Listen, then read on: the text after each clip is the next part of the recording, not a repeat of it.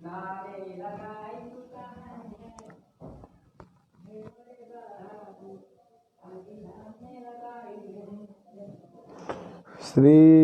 स्वामिने नमः। स्वामिनां सत्यशीलानां समाधिद्वारमावृतम् कामदं कल्पसाक्षीवं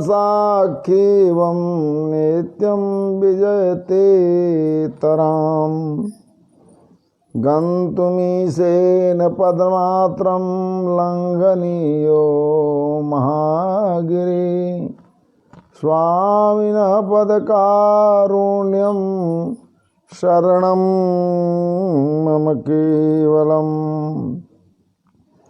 भक्तालिलालिता सस्वन्मञ्जुसौरभ्यसंवृता जयन्ति स्वामिवर्याणां चरणाम्भोजरेणवः। ललितविपिनमध्ये नन्दनोद्यानमाला परिगतमकरन्दश्चन्द्रमन्दारकल्पः प्रखरतपनतप्तः प्राणिनां शोषितार्धैर्जयति यतिमणीनां पावनोऽयं समाधि। स्वामिन् त्वदीयौ चरणाब्जकेसरौ सुशोभितो रक्तनखावलीकुलैः मुहुर्मुहुर्योगी कराभिलालितौ पुनः पुनः काङ्क्षति मन्मधुव्रतः। राधाकृष्णौ नमस्कृत्यं सादरं जगदीश्वरौ गुरो च अनिलनामानं कथ्यते भगवत्कथा। अपने अपने घरन की सब काहू को पी तुम्हें पे सब घरन की बोले धन्य धन्य रघुवीर। शीश मुकुट कटिकाशनी गर मुरली गरुमाल यही बानी कि मोमन बसो सदा बिहारी लाल।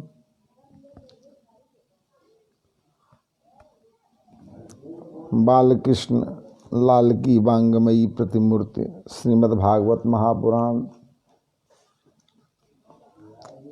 लाइव प्रसारण के माध्यम से कथा को श्रवण करने वाले हमारे प्रिय मित्र प्रकाश गिरी जी, अमन शर्मा जी और जो भी बंधु लाइव पर लतीफ़ लगे हैं, सारे बंधुओं का हृदय से आभार व्यक्त करते हैं। बड़ी परम मंगलमयी वेला है। हम आप अपने पावन गृहस्थी से पावन समय निकालकर भगवान की पावन गाथा का अवगाहन करने के लिए एकत्रित हैं। आइए कथा कहने एवं सुनने के पूर्व मन वाणी को पवित्र करने के लिए भगवान का भजन करें, फिर कथा में हम आप लोग प्रवेश करें।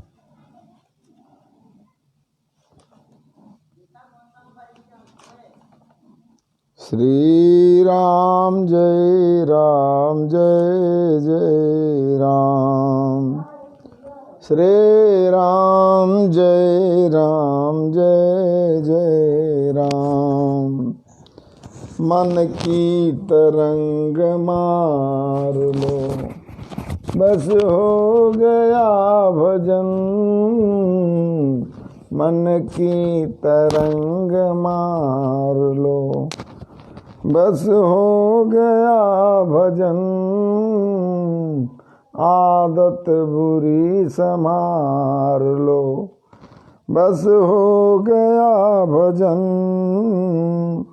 आए हो तुम कहाँ से और जा रहे कहाँ।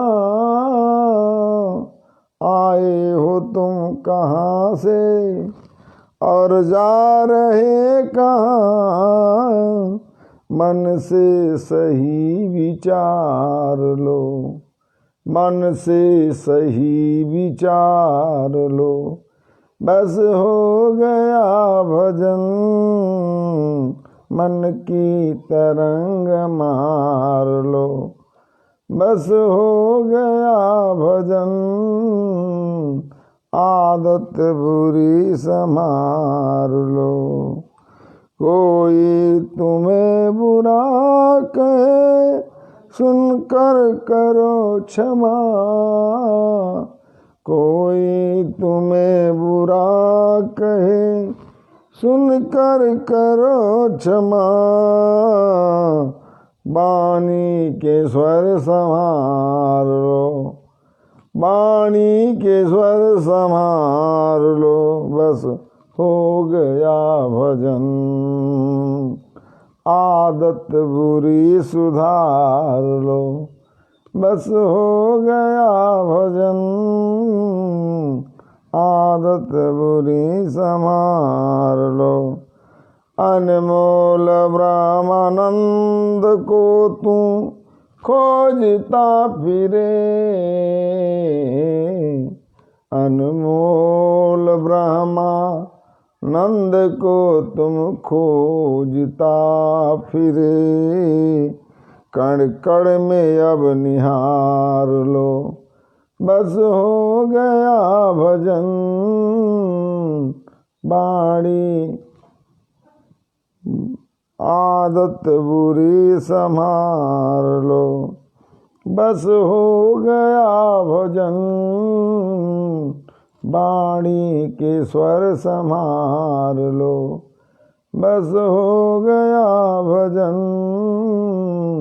वाणी के स्वर संभाल लो।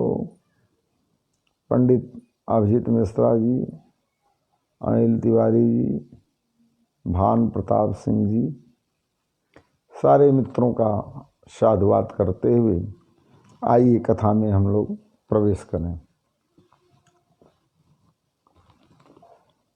कल के प्रसंग में कृष्णाय वासुदेवाय देवकी नंदनाय च नंद गोप कुमाराय श्री कृष्णाय गोविंदाय नमो नमः।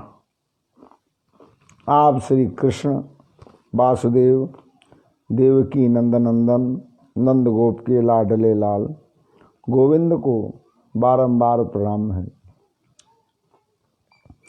कुंती महारानी ने कई श्लोकों के माध्यम से भगवान कृष्णचंद्र की वंदना किया।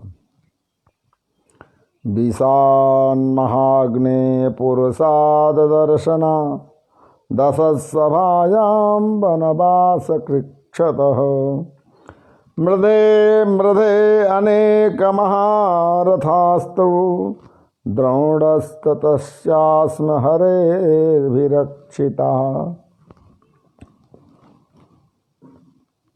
मेरे पुत्रों को विष दिया गया, आपने उससे रक्षा किया। लाक्षागृह में जलाने का प्रयास किया गया, कौरवों द्वारा उससे रक्षा किया गया आपने। द्यूत क्रीड़ा में द्रौपदी महारानी को निर्वस्त्र करने का प्रयास किया गया, आपने उससे रक्षा किया। युद्ध के मैदान में बड़े बड़े वीर शत्रुओं से मेरे पुत्रों की आपने रक्षा किया। और अभी मेरे वंश का जो अंतिम धरोहर है उसकी आपने रक्षा किया सुस्थामा के ब्रह्मास्त्र से। भगवान प्रसन्न हो गए। भगवान ने कहा बुआ कुछ मांगो। हम आप पर बिल्कुल प्रसन्न हैं। बुआ ने कहा यदि आप देना चाहते हो विपदः सन्तु न शश्वत तत्र तत्र जगद्गुरो भवतो दर्शनम स्यात् पुनर्भवः दर्शनम। आप मुझको विपत्ति दीजिए। भगवान का होश उड़ गया। भगवान ने कहा देवी क्या मांग रही हो? अभी विपत्ति से तुम्हारा मन भरा नहीं, तो दूसरा कुछ मांगो। देवी ने कहा, महाराज विपत्तियों में ही आपका दर्शन हुआ करता है। जब व्यक्ति विपत्ति में आता है तभी भगवान का स्मरण करता है। और त्वाम अकिंचन गोचरम, आप तो जो जन्म, ऐश्वर्य, श्रुत, शरीर सुदृढ़, उच्च खानदान का है, अभिमानी है, उसको आपका दर्शन नहीं होता। आप तो अकिंचनों को दर्शन देते हैं। इसलिए प्रभु पग पग पर मुझे विपत्ति मिले लेकिन आपका दर्शन होता रहे, यही मैं आपसे वरदान मांगती हूँ। भगवान प्रसन्न हो गए। भगवान ने कहा एवं मस्त। भगवान अपनी बुआ को की बात को रखते हुए रथ से उतर गए और कहा कुछ दिनों तक और मैं हस्तिनापुर रहूँगा, इसके बाद जाऊँगा। भगवान हस्तिनापुर निवास करने लगे। उधर युधिष्ठिर महाराज को शोक हो गया, मैं इस राज्य लक्ष्मी को प्राप्त करने के लिए न जाने कितने संबंधियों का हत्या कर दिया, कितनी सधवाएं विधवा हो गईं, कितने निरापराध मारे गए, कितने बालक के ऊपर से पिता और की छाया समाप्त हो गई। इस राज्य को लेकर के मैं क्या करूँगा? नाना, मामा, काका, चाचा, दादा, तमाम प्रकार के ऐसे हमारे संबंधी थे, वह सब मारे गए। इसलिए न जाने कितनी अक्षौणी सेनाओं का मैंने वध किया। इस राज्य लक्ष्मी को मुझको नहीं लेना है। शोक हो गया, शोकग्रस्त हो गए।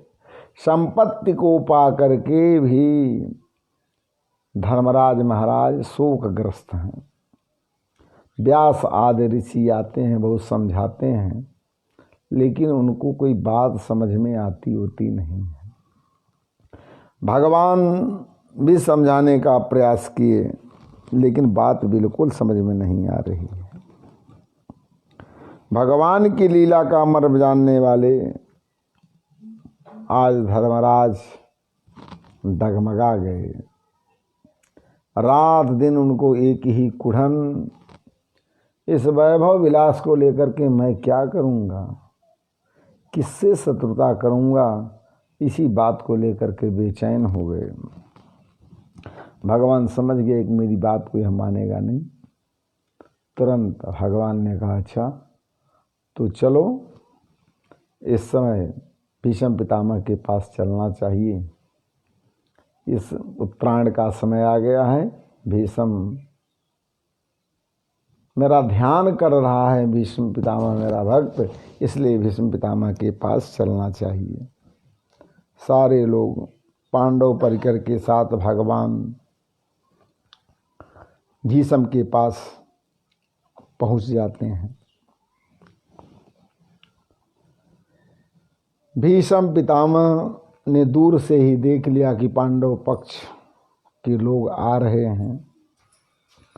तान समेतान महाभागान उपलभ्य वसुत्तमं पूजयामास धर्मज्ञो देश काल विभागवत। भीष्म पितामह धर्म और देश काल के विभाग को, कहाँ किस समय क्या करना चाहिए, इस बात को जानते थे। उन्होंने उन बड़भागी ऋषियों को सम्मिलित हुआ देखकर उनका यथायोग्य सम्मान किया और भगवान श्री कृष्ण को बाहर और अंदर दोनों तरफ से प्रणाम किया। भगवान ने इशारा किया, दुर्योधन जो कुछ, धर्मराज जो कुछ पूछना चाहते हो भीष्म पितामह से आप पूछ सकते हो। अश्वनी शुक्ला जी, विवेक त्रिपाठी जी, सतीश शुक्ला जी दरापुर वाले हैं क्या? ये हमारे बड़े अनन्य शिष्य हैं, सतीश शुक्ला जी दरापुर के। हम आपका हृदय से स्वागत करते हैं। बहुत दिनों के बाद जो है लाइव के माध्यम से मुलाकात हो रही है सतीश जी। तान समेतान यम मन्यसे मातुलेयम प्रियम मित्रम सुहृत्तमं अकरो सचिव देवतम सौहृदा ददसारिथम। अरे धर्मराज, जिसको आपने दूत बनाया, सारथी बनाया, वह सामान्य पुरुष नहीं है, वह परम पिता परमात्मा है जो प्रकृति से परे है। प्रकृति से परे रहते हुए लोगों का कल्याण करने के लिए कभी कभी शरीर को धारण करता है, और आप उसी को नहीं समझ पाए। आपको ग्लानि है कि मैंने बहुत से सेनाओं का संहार किया। ना ना ना ना, आपने कुछ नहीं किया, सब उसी नटवर लाल ने किया है। वह जिधर देखता था उसके बल को खींच लेता था, और उन्होंने ही सब कुछ किया है। ये हमारे पाल जी हैं, नीरज दुबे जी, नेताजी, सबका सम्मान करते हैं। अब भगवान से एक निवेदन किया, प्रभु जब तक सदेव देवो भगवान प्रतीक्षताम कलेवरम यावद इदम हिनोम्य हम, जब तक मैं इस शरीर को न छोड़ दूं तब तक मुस्कुराते हुए, खिलखिलाते हुए, हंसते हुए आप खड़े यूं ही रहिए, और आपके सामने मैं शरीर को त्याग दूंगा। लेकिन म्लान मुख मुझको नहीं चाहिए। अगर आप मुख लटका करके मेरे सामने खड़े होंगे तो मैं ऐसा स्वीकार नहीं करूंगा। आप वही स्वरूप बनाइए जो हर समय आपका स्वाभाविक स्वरूप है, और मैं आपके सामने अपने शरीर को त्याग दूंगा। गोविंद मेरी यही प्रार्थना है, गोविंद मेरी यही प्रार्थना है, भूलो न मैं नाम निस दिन तुम्हारा, गोविंद मेरी यही प्रार्थना है, भूलो न मैं नाम निस दिन तुम्हारा, निष्काम होकर दिन रात गाऊं, गोविंद दामो दर माधवेती, देहांत काले तुम सामने हो, बंसी बजाते मन को लुभाते, देहांत काले तुम सामने हो, बंसी बजाते मन को लुभाते, गाता यही मैं तन नाथ त्यागूं, गोविंद दामो दर माधवेती,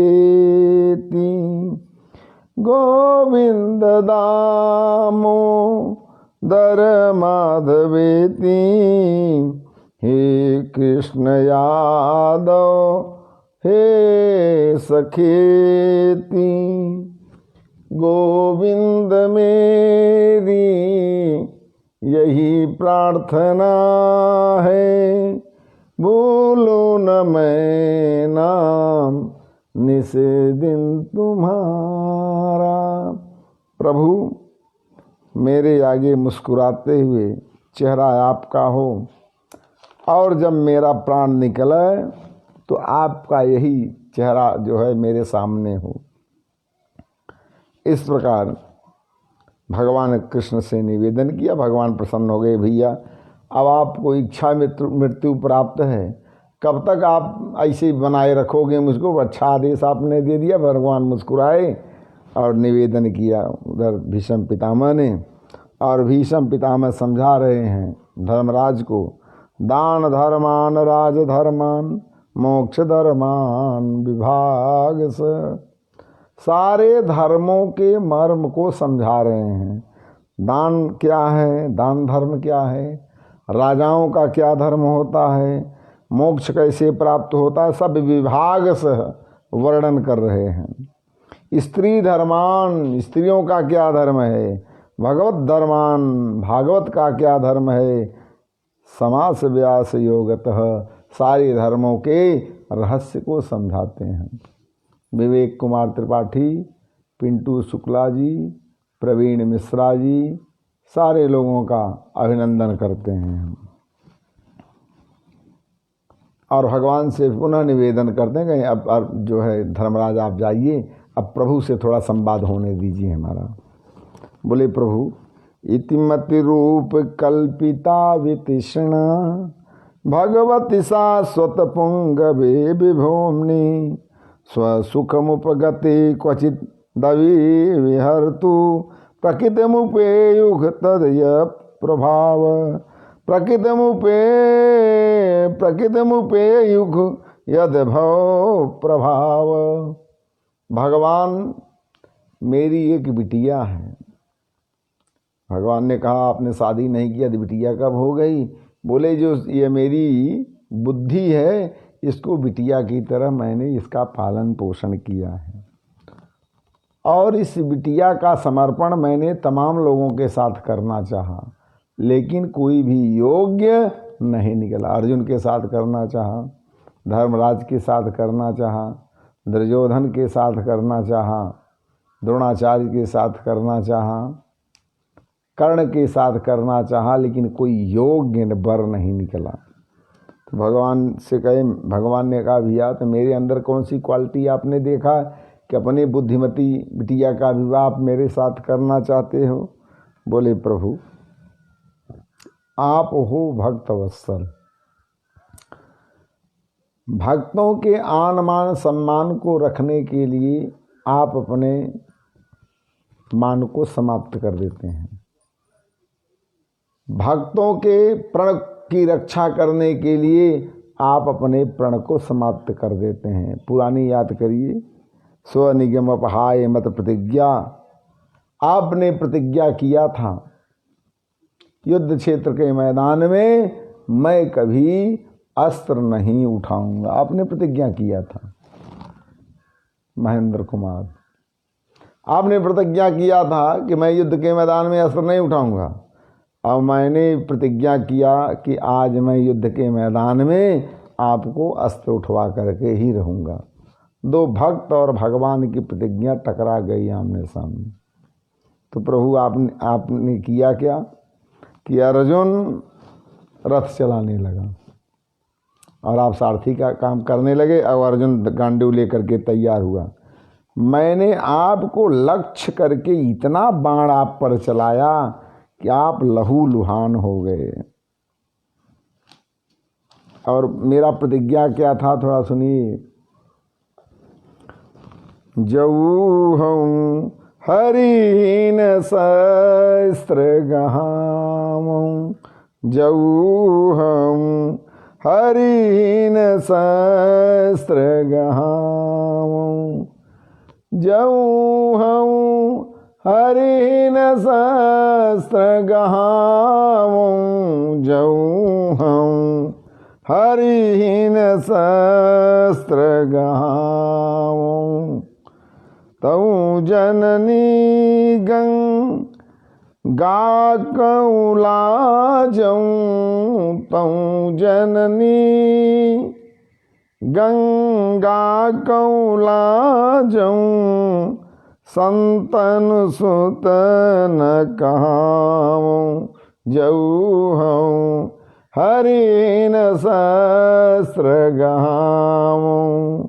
मैंने कठोर प्रतिज्ञा किया कि जऊ हूँ हरिहीन शस्त्र गहाऊँ। तऊ जननी गंगा सुतला जऊँ, शांतनु सुतन कहाऊँ, जऊ हूँ हरिहीन शस्त्र गहाऊँ। चंदन खंडी महारथ मारूं। भगवान त्रिलोक के स्वामी, मैं इतना बाण मारूंगा आज, मैंने प्रतिज्ञा किया कि बाध्य हो करके यदुनंदन को अस्त्र उठाना ही पड़ेगा, कोई रक्षा करने में सबल नहीं होगा। चंदन खंडी महारथी मारम, कपिध्वज सहित धाम, आज मैं हरि हूँ अस्त्र गहाम, जऊ हूँ हरिन शस्त्र गहाम, खंडऊ सेन समेत सारथिन, सोनित सलील बहाऊं, जऊ हूँ हरिन शस्त्र गहाऊं, तौ जननी गंगा कछुला जाऊं, शांतन सुत न कहाऊं, यह न करऊं तो शपथ कृष्ण की, यह न करऊं तो शपथ कृष्ण की, क्षत्रि गति नहीं पाऊं, यह न करऊं तो शपथ कृष्ण की, शपथ कृष्ण की, क्षत्रि गति नहीं पाऊं, जऊ हूँ हरिन शस्त्र गहाऊं, जऊ हूँ हरिन शस्त्र गहाऊं, सूरदास रन विजय सखा कहूँ, सूरदास रन विजय सखा कहूँ, जियत न पीठ दिखाऊं, जऊ हूँ हरिन शस्त्र गहाऊं, जऊनु हरिन शस्त्र गहाऊं, तौ जननी गंगा कहूँ लाजऊं, तौ जननी गंगा कछुला जाऊं, संतन सुत न कहाऊं, जऊ हूँ हरिन शस्त्र गहाऊं, जऊ न आज हरिसन शस्त्र गहाऊं, जऊ न आज हरिसन शस्त्र न गहाऊं, जऊ हूँ हरिन शस्त्र गहाऊं, तौ जननी गंगा कहू लाजऊं, संतन सुत न कहाऊं, जऊ हूँ हरिन शस्त्र गहाऊं। भीष्म की प्रतिज्ञा, अटल प्रतिज्ञा भीष्म पितामह की। पंडित रमाशंकर दुबे, पंकज कुमार पांडे जी, धर्मेंद्र सिंह शुक्ला जी, धर्मेंद्र शुक्ला जी, सारे लोगों का अभिनंदन व्यासपीठ से। भीष्म पितामह ने कहा, मैंने ऐसा कठोर प्रतिज्ञा कर लिया कि आज ऐसा युद्ध करूंगा कि न भूतो न भविष्यत, सारी सेना को समाप्त कर दूंगा। पांडव पक्ष की संपूर्ण सेना को मैं समाप्त कर दूंगा। संपूर्ण सेना एक साथ इर्द गिर्द भगवान की चारों तरफ आ जाए, लेकिन मैं इतना लहू लुहान कर दूंगा यदुनंदन को कि बाध्य हो करके रथ के पहिए को, माने उनको अस्त्र उठाना ही पड़ेगा। अब प्रभु हुआ क्या? आप कितने भक्तवत्सल हैं, आपको लक्ष्य करके मैंने इतना बाण मारा आपको, अर्जुन का सब गांडू फांडू इधर उधर चला गया। अब आपके शरीर में लहू ही लहू बहने लगे शरीर से। अर्जुन के बार बार मना करने के बावजूद भी आप रथ से कूद गए। आपको इतना क्रोध है आ गया अपने प्रण को। आप चाहते महाराज एक क्षण में मेरा काम तमाम कर सकते थे, लेकिन भक्त के प्रण की रक्षा करने के लिए रथ से आप कूद गए और रथ टूटे हुए रथ के पहिए को उठाया आप अब मेरे तरफ मारने के लिए आप दौड़े। मैंने तुरंत हाथ जोड़ लिया आपके सामने। अब इतना नहीं किया, मैंने आपका उपहास किया। छतिया उतान करके भीषम तड़प बोलन कि छतिया उतान करके भीषम तड़प बोलन रण बीच फैसला हमार बा तुहार बा। कि छतिया उतान करके भीषम तड़प बोलन कि रण बीच फैसला हमार बा तुहार बा। अभाग्यवान जसुदा कि कौन बाय भावनाथ घीव दूध क माखन क लागल पहाड़ बा। अमोरी गंगा माई के तपास केवल पानी बा। मोरी गंगा माई के तपास केवल पानी बा। पनिया में का हुई है मछरी सवार बा। लेकिन अब कुरुक्षेत्र बीच मैंने प्रण किया ललकारा महाराज महोदय कि अब कुरुक्षेत्र बीच आज निर्णय हुए कि दूध धारदार बा कि पानी पानी दार बा। कि दूध धारदार बा कि पानी पानी दार बा। पानी और दूध की लड़ाई हो रही है महाराज, विषम लड़ाई। देखिए ऐसी स्थिति आती है कि लड़ाई विषम हो गई। मैंने आपको बाणों से चलनी कर दिया और रथ के पहियों को लेकर के आप उतर गए। और मैंने क्या किया कि त्याग धनुष बाण बोले भीषम यहो गोविंद। मैंने रख दिया सब अस्त्र शस्त्र और हाथ जोड़ लिया आपके सामने और आपका क्रोध शांत हो गया प्रभु। त्याग धनुष बाण बोले भीषम यहो गोविंद शस्त्र गहिलीनो हुई है कवन गति। करके प्रतिज्ञा अपने बाप को कलंक दीनो आए हो ब्रजराज तुम्हें लाज हूँ न लागती। मैंने उपहास किया आपका और आपने क्या उत्तर दिया? तो बोले घनश्याम सुनो भीषम भगत राज।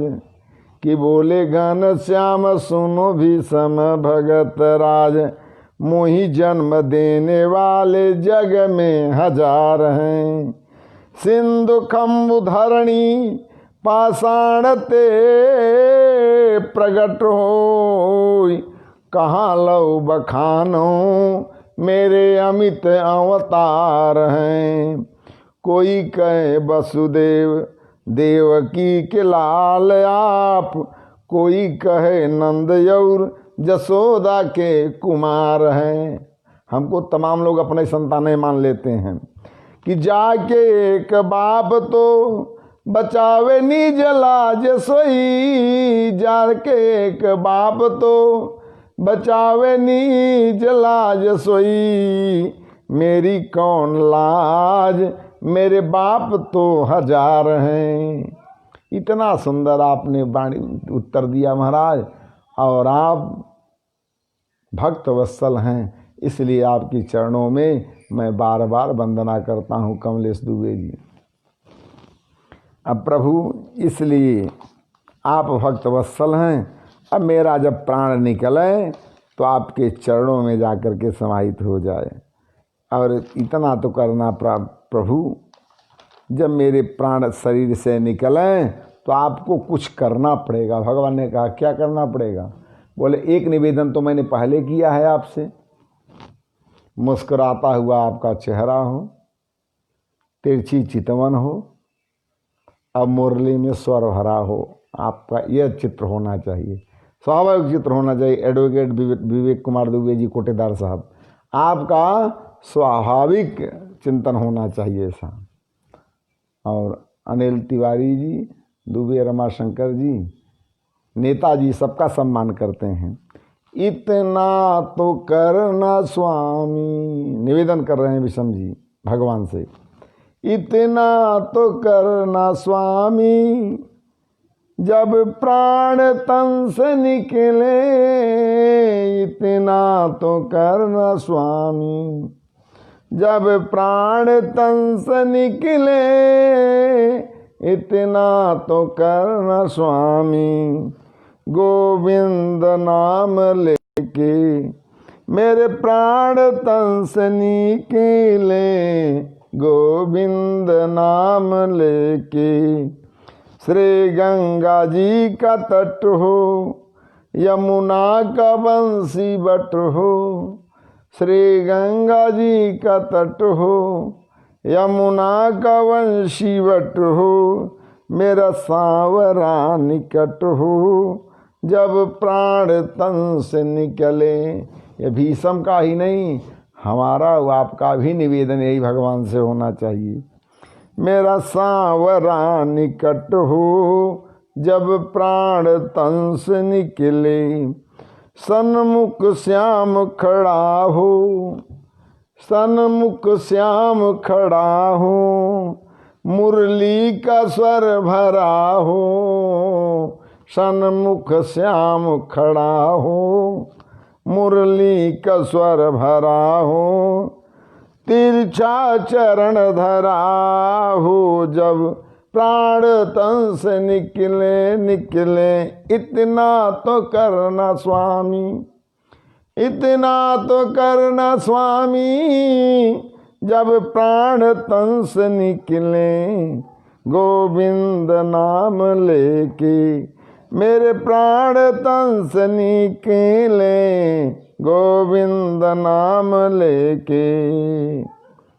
यही ध्यान मेरे घट हो, तिरछा सोहना मुकुट हो, मुखड़े पे काली लट हो, यही ध्यान मेरे घट हो, जब प्राण तन से निकले।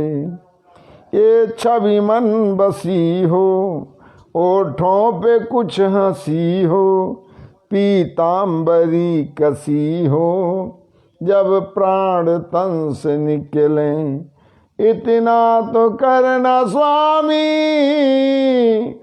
जब प्राण तन से निकले, गोविंद नाम लेके मेरे प्राण तन से निकले, गोविंद नाम लेके। बोले बाला कृष्ण भगवान की, राधे कृष्ण युगल सरकार की, भीषम पितामह भगवान की। इस भीषम पितामह प्रसंग को जो सुनता है उसका मोक्ष हो जाता है। और इस प्रकार निवेदन किया। देखते ही देखते भीषम पितामह के शरीर से एक तेज पुंज निकला। कौन चिल्ला रहा है भाई? भीषम पितामह के शरीर से एक तेज पुंज निकला और वह धीरे जा करके भगवान के श्री चरणों में समाहित हो गया। भीषम पितामह के शरीर से तेज पुंज भगवान में जाकर विलीन हुआ। इस प्रकार से यहाँ भीषम प्रसंग जो है समाप्त होता है। धर्मराज इत्यादि को निर्देशित भगवान ने किया कि आपके कुल की जो परंपरा है उसी के अनुसार भीषम पितामह का अंत्येष्टि संस्कार करो। उनका अंत्येष्टि संस्कार किया और अंत्येष्टि संस्कार करने के बाद यथोचित जल जलपान सारे महिलाओं ने विलाप किया और अपने अपने स्थान को आते हैं। भगवान ने कहा भैया अब मैं जाना चाहता हूँ। कहाँ जाना चाहते हो? बोले महाराज अब मैं द्वारिकापुरी जाना चाहता हूँ।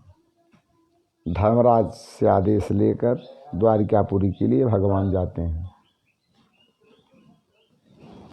भगवान द्वारिकापुरी जाने लगे। अर्जुन को भी साथ ले लिया। चलो अर्जुन। धर्मराज ने कहा अर्जुन भगवान को कुछ पहुंचा करके आओ। अर्जुन साथ में गया। काफ़ी समय व्यतीत हो गया लेकिन अर्जुन वापस आता नहीं है।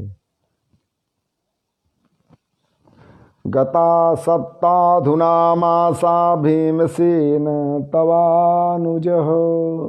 तमाम प्रकार के अपशगुन होने लगते हैं और इधर धर्मराज भीमसेन को बुला करके कहते हैं कि भीमसेन, यह अच्छा नहीं लग रहा है, अपशगुन हो रहा है और आपका भाई 7 महीने से अधिक का समय हो गया, अर्जुन अभी तक वापस नहीं आया। यह ठीक नहीं है और न उनके आने का कोई पता चलता है, इसलिए मुझे तो कुछ इस समय उल्टा पुल्टा लग रहा है। जाकर के बोलो, आवाज़ बंद करें। बोलो वृंदावन बिहारी लाल की जय। और उसी समय अर्जुन वापस आ जाते हैं। अर्जुन का मुख लटका हुआ है। अर्जुन के म्लान मुख को देख करके, अरुण सिंह जी सम्मान है आपका। अर्जुन सिंह के देखिए, अर्जुन के म्लान मुख को देखकर धर्मराज विह्वल हो गए। धर्मराज ने कहा, अर्जुन तुम्हारा मुख उदास क्यों है? लगता है किसी ने आपको कुछ कह दिया, अथवा किसी ब्राह्मण के विरुद्ध आपने कोई अत्याचार किया, अथवा फिर भगवान कृष्ण की सेवा में कोई चूक आपने कर दिया, अथवा किसी अगम्या स्त्री से आपका संपर्क हो गया जिसके कारण आपका मुख म्लान है। जल्दी से जल्दी अपने उदास मन के कारण को बताओ। अर्जुन ने कहा, भैया वंचितो हम महाराजा हरिणा बंधुरूपिणा। आज हम वंचित हो गए, हमारा सब कुछ लुट गया और जिसको हम अपना मित्र समझते थे और अपना मेरा भाई समझते थे, वह साधारण मनुष्य नहीं था, वह भगवान परमपिता परमात्मा थे। आज उन्होंने मुझे ठग लिया। मेरे जिस प्रबल पराक्रम से बड़े बड़े देवता भी आश्चर्य में डूब जाते थे, श्री कृष्ण ने आज वह सब मुझसे छीन लिया।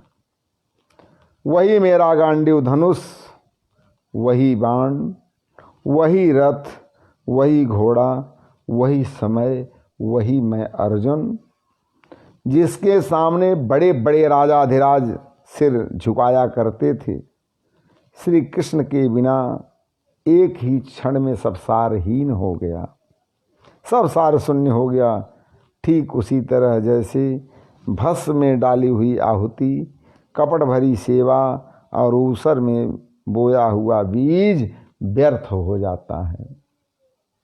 बात समझ गए धर्मराज। कुंती महारानी ने अपने भतीजे की स्वर्गागमन की बात को सुना। तुरंत कुंती महारानी ने अपने प्राण का परित्याग कर दिया। धर्मराज ने कहा, भैया हम लोग सब चलेंगे हिमालय पर्वत पर गलने के लिए। राज गद्दी का कारोबार ब्राह्मणों की देखरेख में छोटे से परीक्षित को समर्पित कर दिया और सारे लोग चले गए, पर्वतारोहण किया और गलने के लिए पर्वत पर। समय व्यतीत हुआ। कालांतर में परीक्षित बड़ा हुआ, सयाना हुआ परीक्षित। और परीक्षित जब बड़ा हो जाता है तो परीक्षित शिकार खेलने के लिए एक बार जाता है और वहाँ सुना कि कलयुग का प्रवेश मेरे राजधानी में हो गया है। चतुरंगनी सेना को लेकर के कलयुग का खोज करने लगा। परीक्षित ने देखा एक राजा का वेश धारण करके एक कोई शूद्र है, वह एक पैर से चलने वाले वृषभ बैल को और गाय जो दलदल में फंसी हुई है उसको पीट रहा है। परीक्षित ने ललकारा, भैया तुम कौन हो? मेरे राज्य दरबार में, मेरे राज्य की जहाँ तक विस्तार है, कलयुग प्रवेश कर नहीं सकता और तुमने तो वेश कर्तव्य वायस वेश मराला, वेश तो तुमने राजा का धारण किया है और काम तुम शूद्र का कर रहे हो। तुमको छोड़ूंगा नहीं। तलवार निकाला, कलयुग हाथ जोड़ करके सामने सिहर गया, बैठ गया। कहा तुम उधर चलो।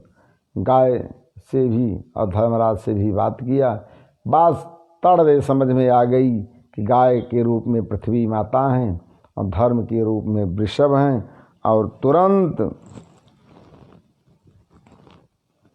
परीक्षित ने धर्म के तीनों चरण तपस्या, शौच और दया जोड़ दिए और आश्वासन देकर के पृथ्वी का संवर्धन किया कि जब तक पांडव पक्ष का कोई भी व्यक्ति जीवित रहेगा, धर्म और पृथ्वी तुम्हारा कोई बाल बांका नहीं कर सकता। और तुरंत आदेश दिया कलयुग को कि हाथ जोड़ करके, मेरे कुल खानदान की यह परंपरा है कि जो व्यक्ति शरण में आ जाता है उसका वध हम लोगों के द्वारा नहीं किया जाता। इसलिए क्षेत्रीय मदीय, तुम अधर्म बंधु, तुम अधर्म के भाई हो, इसलिए मेरे क्षेत्र को छोड़ करके चले जाओ। हाथ जोड़ लिया कलयुग, महाराज मैं कहाँ जाऊँ, जिधर जाता हूँ उधर आप दिखाई पड़ते हो।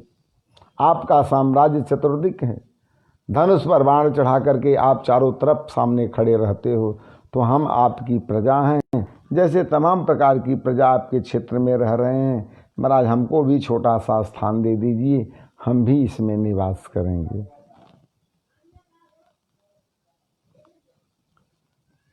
कलयुग की बात को सुना, बोले बताओ तुम क्या चाहते हो। बोले महाराज हमको 4 गंदा स्थान दे दीजिए, गंदे स्थान पर हम निवास करें, वहाँ अच्छे लोग आएंगे नहीं और मुझसे प्रभावित होंगे नहीं। बोले 4 स्थान, द्यूतम पानम स्त्रिय सोना यत्रास धर्म चतुर्विध। 4 स्थान दिया। बोले द्यूतम, जहाँ जुआ होता हो कलयुग तुम वहाँ वास करो जा करके। हे भैया, जहाँ जुआड़ी जुआ खेलते हो, चाहे ताश का पत्ता खेलते हो, चाहे लॉटरी खेलते हो, चाहे 6-9 करते हो, जहाँ जुआ सट्टेबाजी का काम होता है वहाँ कलयुग का वास होता है। इसलिए सट्टेबाज जीवन में बर्बाद हो जाता है। भैया कलयुग को स्थान दिया है राजा परीक्षित ने जुआ में, इसलिए द्यूतम, जहाँ जुआ हो वहाँ भूल करके मत जाना।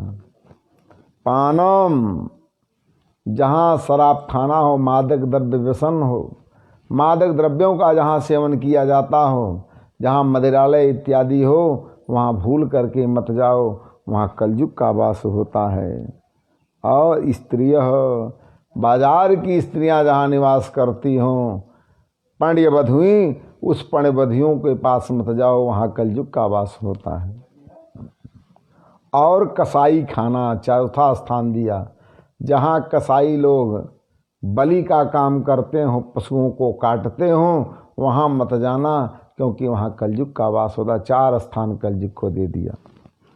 जुआखोरी जहाँ होती हो 1 स्थान, जहाँ शराब का अड्डा हो, मादक द्रव्य प्रदान, गांजा, दारू, चरस, अफीम, भांग, रतूर, वहाँ भी कलयुग का वास होता है। 2 नंबर 3 पंडे बधुए, बाजार की स्त्रियाँ जहाँ रहती हो 3, जहाँ कसाई खाना हो 4। हाथ जोड़ लिया, महाराज एक अच्छा सा स्थान दे दीजिए मेरे कथनानुसार। पुनः याचमानाय जात रूपम मदात प्रभु, उसकी याचना पर प्रसन्न होकर के राजा परीक्षित ने स्वर्ण में स्थान दे दिया। जहाँ सोना हो, सोने में भी कलयुग का वास हो। या अन्याय के सोने में कलयुग का वास होता है। धन जो अन्याय का हो, अन्याय के धन से स्वर्ण खरीदा जाता हो, वहाँ कलयुग का वास होता है। इसलिए न्याय के सोने में भगवान का वास होता है।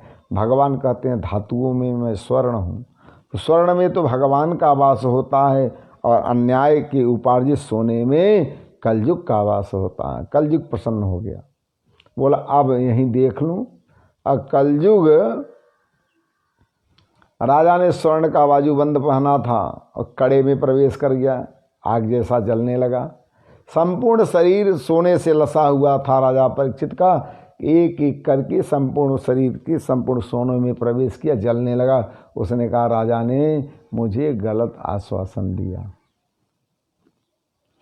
फिर राजा ने राज मुकुट धारण किया था स्वर्ण का, और राज मुकुट में ज्यों ही पहुंचा तो यूँ ही समझो वह एयर कंडीशन में पहुंच गया, शांत हो गया। क्यों?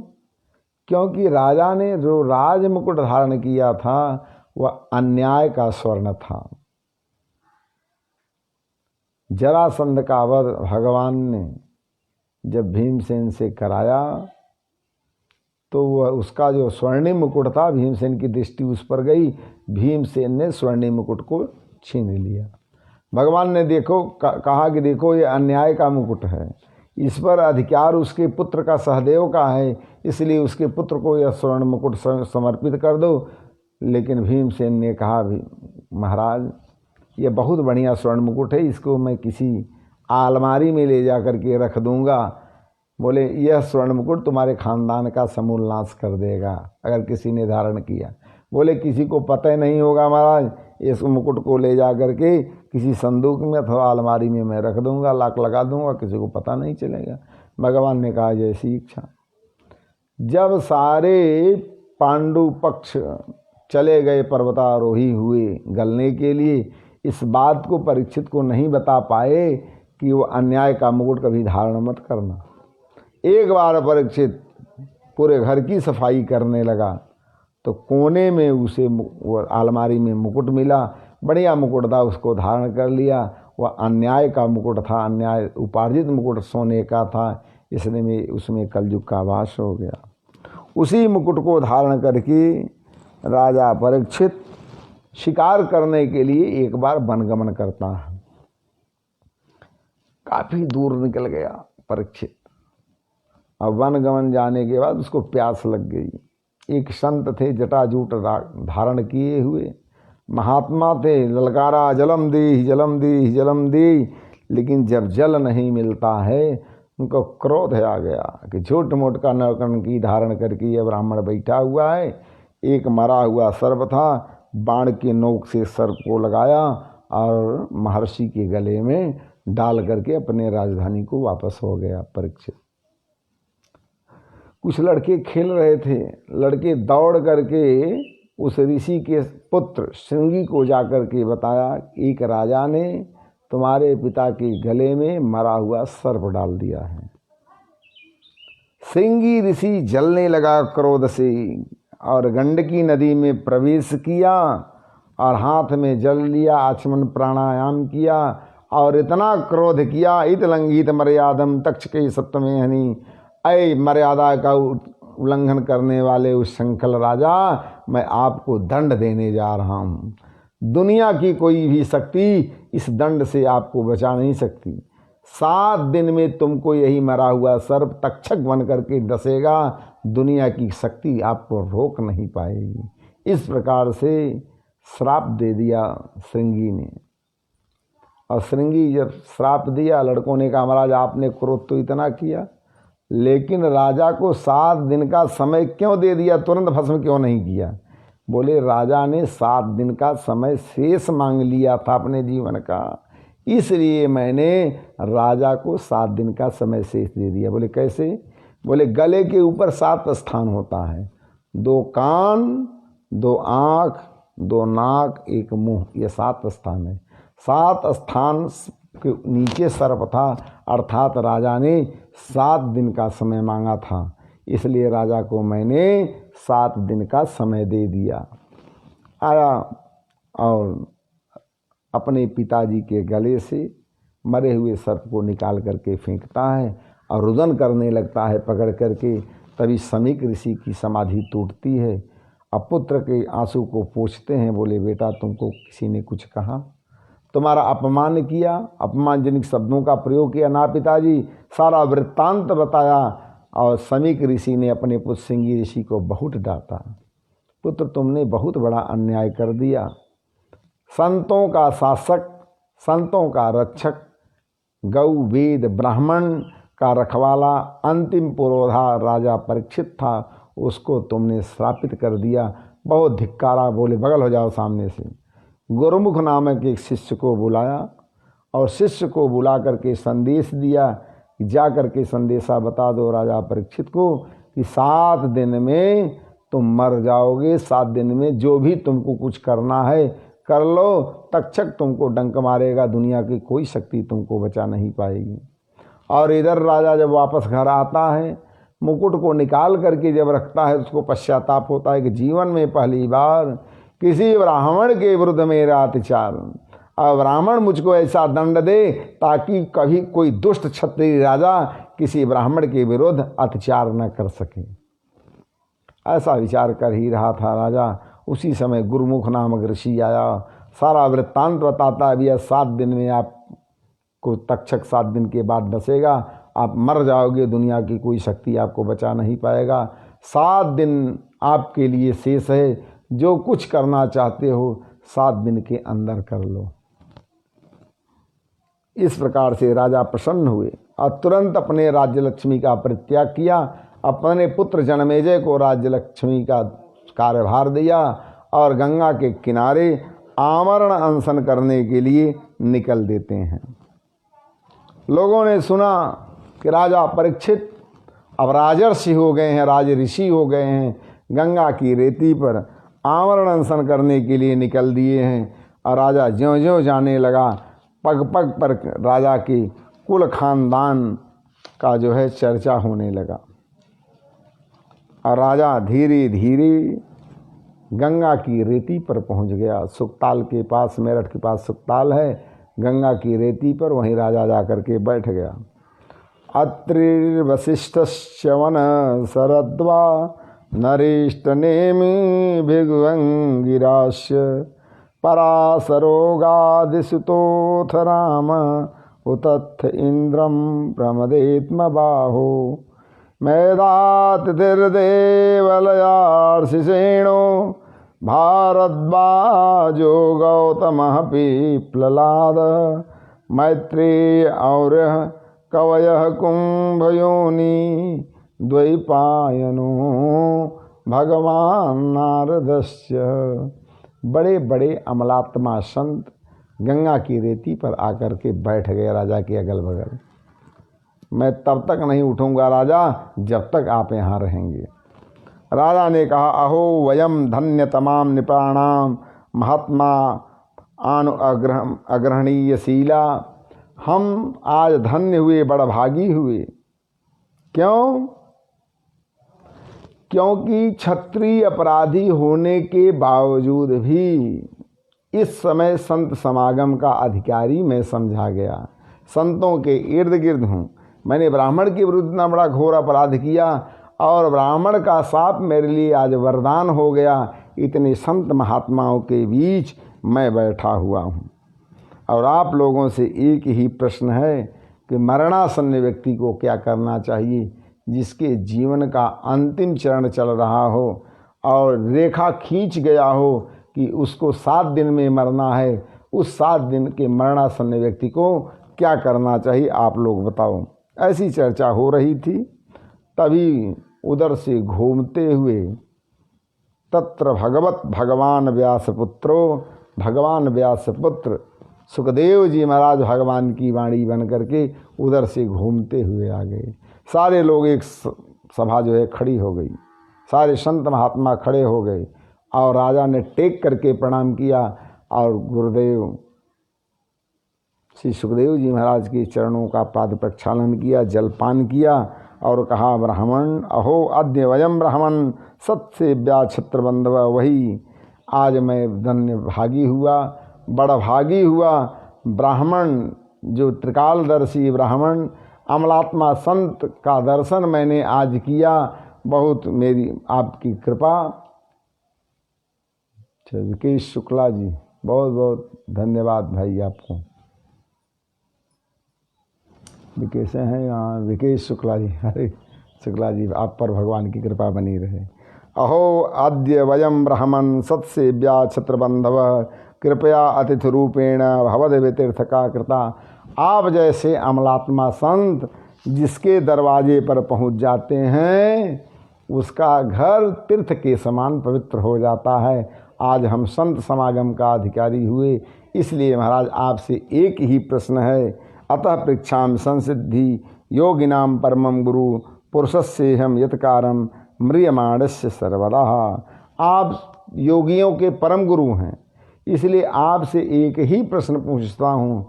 मरमाण व्यक्ति जो है, जो मरणासन्न है, जिसकी आयु निर्धारित हो गई है कि 7 दिन में मर जाएगा, उस मरणासन्न व्यक्ति को क्या करना चाहिए और मुझको क्या करना चाहिए। मेरी आयु 7 दिन है, मैं मरणासन्न हूँ, इसलिए मुझको क्या करना चाहिए और समाज के मरणासन्न व्यक्ति को क्या करना चाहिए। प्रभु कृपा करके विस्तार पूर्वक बताइए मरणासन्न व्यक्ति को क्या करना चाहिए। आरती के लिए तैयार हो जाओ।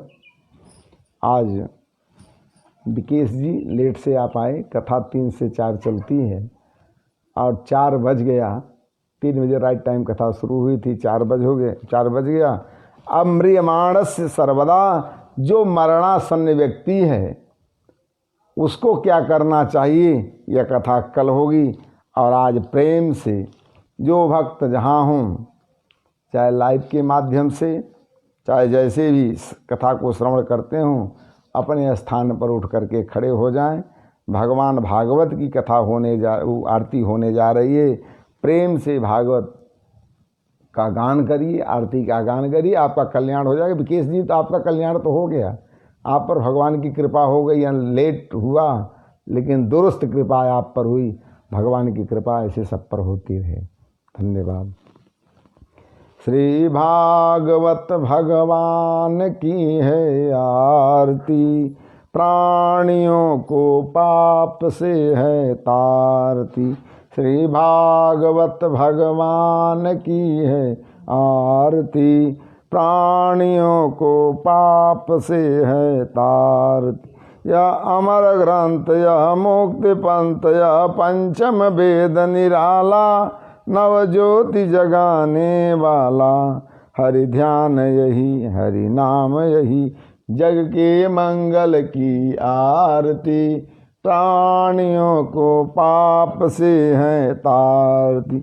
यह शांति गीत पावन पुनीत, पापों को मिटाने हरि दर्श कराने। यह सुख करणी यह दुख करणी, श्री मधुसूदन की आरती। प्राणियों को पाप से है तारती। यह मधुर बोल मग पंथ खोल, सन्मार्ग बताने बिगड़ी को बनाने वाला। श्री राम यही, घनश्याम यही, प्रभु की महिमा की आरती। प्राणियों को पाप से है तारती। श्री भागवत भगवान की है आरती, प्राणियों को पाप से है तारती। कर्पूर गौरम करुणावतारम, संसार सारम भुजगेन्द्रहारम, सदा वसंतम हृदयारविंदे, भवम भवानी त्वमेव माता च पिता त्वमेव बंधु च सखा त्वमेव विद्या द्रविणं त्वमेव सर्वं मम देव। यानि कानि च पापानि जन्मान्तरकृतानि च तानि सर्वाणि विनश्यन्ति प्रदक्षिणां पदे पदे। ओम जगीन यज्ञमयी जन्तु देवासानि धर्माणि प्रथमान्यासन्, तेहनाकमहिमानं सचन्द्रप्रवेशाध्याः सन्द्रदेवा। मंत्र पुष्पांजलि समर्पयामि। श्री वासुदेव कृष्णाय नमः, यदुनंदनाय नमः, पुष्पं समर्पयामि। बोलिए भागवत भगवान की, बालकृष्ण लाल की, राधे युगल सरकार की, अयोध्या नाथ की, काशी विश्वनाथ भगवान की, वृंदावन बिहारी लाल की, श्री मथुरा धाम की, श्री अष्टभुजा महारानी की, विंध्याचल महारानी की, गंगा महारानी की, यमुना महारानी की, त्रिवेणी संगम की, बेड़ी माधव भगवान की, तीर्थराज प्रयागराज भगवान की। जय जय श्री राधे श्याम। ओम नमः पार्वती पतये, हर हर महादेव। मित्रों, आपने बड़े अच्छे ढंग से कथा को श्रवण किया। यह कथा घर पर ही हो रही है। आप लोगों को जिज्ञासा होगी, कथा घर पर आप लोगों के लिए मैं 1 घंटा प्रतिदिन कथा कह रहा हूँ। और चल रहा है कथा कई दिनों से, तो 3 से 4 कथा चलती है।